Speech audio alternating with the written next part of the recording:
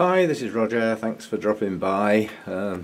Winging this as I go along, but this is the second part of the ordinary pots, benchmarking them at the start of this project of monitoring plants' progress through the seasons. And effectively I'm going to call this part 1B, simply because that means the two part 1s will always be that set of plants. So there'll be and splitting it into two videos rather than having one long one gives me more chance to waffle away about the plants without having a video that's ridiculously long. So we'll get going with part 1B. This is the Epidendrum Comet Valley Orange Star. This one was requested, so we put that one in. What we're looking at here is last year's canes that bloomed, spikes chopped off once they've finished, because they do continue to extend for many months, so don't cut your spike just because a few blooms are dropping. It will carry on producing buds. But what we'll be watching on this one is the new canes, which are the nice bright green ones with a growing tip. So I think there's either 5 or 6. We'll go around and count them. It's not going to produce any more in the near future, but we've got 1 here, 2, that one up the middle, 3, and then round this side 1 in there, 4, and these 2, 5, 6, yes. So there's 6 new growths, one of which has already started its spike, and I've just noticed I think that one is starting its spike too. So they take a while to progress and for the buds to swell, so it's not going to be blooming immediately, but this one desperately needs a repot. It's been in that pot since I got it, and that's quite a while ago now. So it needs to come out of its pot and go in another one. Quite honestly, this one produces roots higher up the cane as well. There's some growing tips there. I could actually get on and repot that any time really, because I don't know what's going on down here. You know, I could be losing all the ends of the roots down here because the media's gone, and I don't know. So it needs doing. So that's on the list to do quite soon, and then it can settle down and carry on producing its spikes. I think the canes, some of them are still growing, but I don't think they'll get much taller. That is basically its height. Yeah. Now it will produce its spikes. So we'll keep our eye on that. That'll be in bloom for ages once it gets going. So Epidendrum Comet Valley Orange Star. This is the Bulbophyllum I've chosen because it's a good, strong plant, but it's a non-bloomer.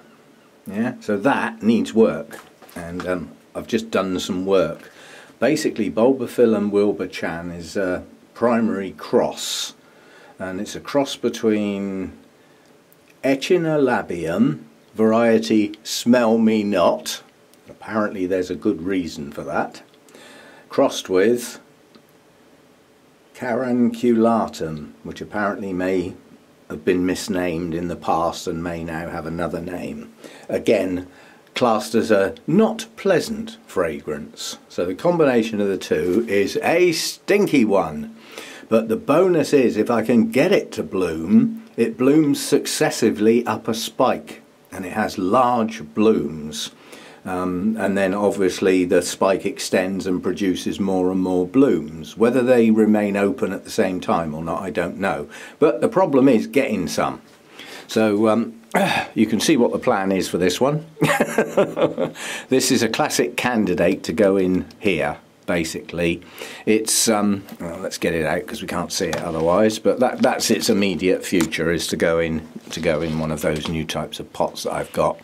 Now basically it's butted up against the pot. I was successful in keeping it in the pot on the grounds I potted it quite low.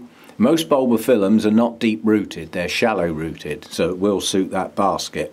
Now one of the hybrids, one of the species I've just mentioned, the first one, Echinolabium, is classed as warm to hot growing. Therein may lie the problem. Obviously it spends the winter in temperatures that are much too cool for it. Nonetheless, it might perk up when the better weather comes. And the other one, the Carenculatum, is classed as a warm grower as well. So there is nothing cool about this plant, especially the stink that the blooms produce. Nonetheless, it's got a good root system. All the new growths are up against the edge of the pot, and again round here. It went off in 2 directions, and all of them squashed up against the edge of the pot. So by getting it in this basket, and maybe rearranging it slightly, the next lot of growth should have plenty of room to expand. And yeah, let's hope we can get some blooms. Spring, summer blooming, both of them. So perhaps when the better weather comes, you'll have to excuse that noise. What that is magpies up on the roof digging the large chunks of moss out of the gutter and throwing them down on my roof. Cheers for that, mates. That'll make you jump sometimes. Especially if you're sitting quietly. There will probably be some more thumps. They usually have quite a little session up there when they start. So anyway, that's the Bulbophyllum Wilbur Chang, sorry. And this is on the list purely as a non-bloomer, but it's a good, strong, healthy plant. So there's no reason why it shouldn't, apart from perhaps it may be just being kept a bit too cool.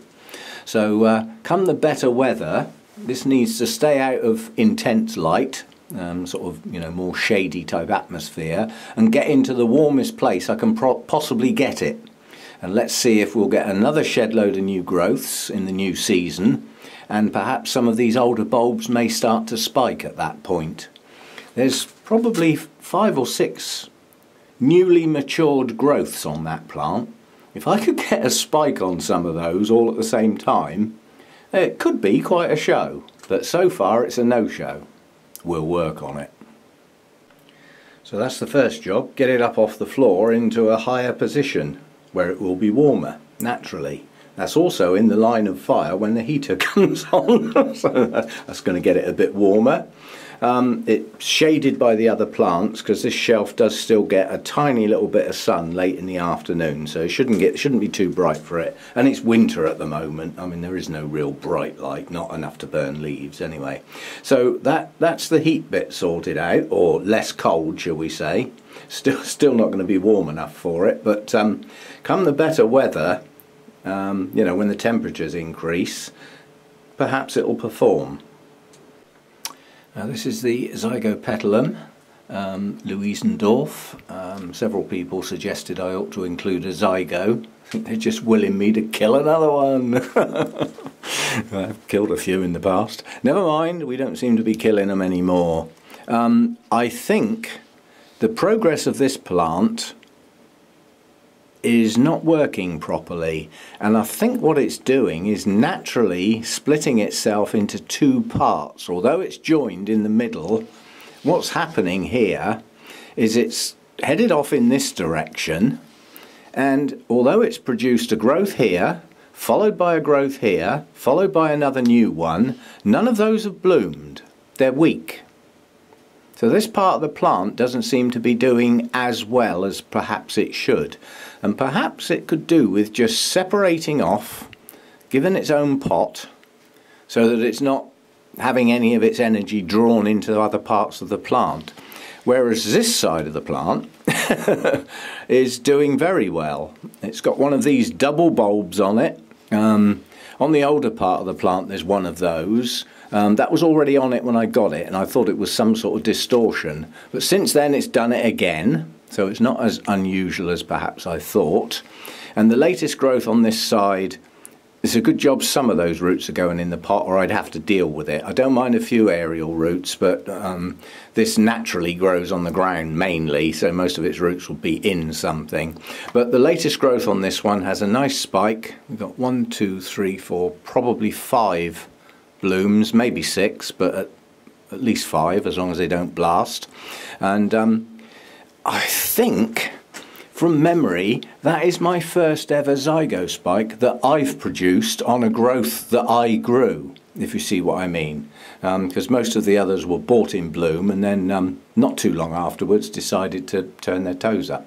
So that's its state of play at the moment, but I'm a trifle worried that it's the way it's joined together. This part of the plant is having some energy sucked out of it. Now that could change with a new set of roots, but it didn't here and it didn't there. So I might separate that bit off. And if it's coming out of the pot, then this part of the plant can obviously be moved back so that all these nice new roots, although a lot of them are heading into the pot anyway, but it's actually been in the pot since I got it, so it probably is coming up for a repot. But we'll get the better weather going first and allow that spike to bloom before we think about doing anything with it. But that's a possible plan for it. Decision not made, but we'll go from there. I do worry. Well, I used to worry to death about repotting these because it seemed as soon as I looked at one it decided to die. But I think I've gone past that now, and a lot of it was just selecting a more suitable media, or that's what it seemed to be.